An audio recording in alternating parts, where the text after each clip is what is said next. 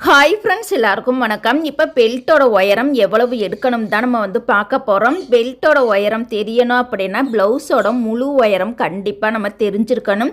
இந்த ப்ளவுஸோட முழு உயரம் 14.75 வருது. 14.75 வருது அப்படின்னா கீழே தச்சு நம்ம படிமான தையல் போட்டுட்டோம் இந்த பெல்ட்டுக்கு. அதிலிருந்து மேலே இருக்கக்கூடிய அந்த ஹைட்டு வரைக்குமே இதோட ரெடி அளவு கரெக்டாக 3.25 இன்ச்சு எடுத்துக்கணும். இந்த 3.25 இன்ச்சில் 1/2 இன்ச்சு கப்புக்கும் பெல்ட்டுக்கும் இணைக்கிறதுக்கு போயிடும். மீதி இருக்கக்கூடிய அளவு தான் நம்மளுக்கு பெல்ட்டோட ரெடி அளவு. ஓகேங்களா?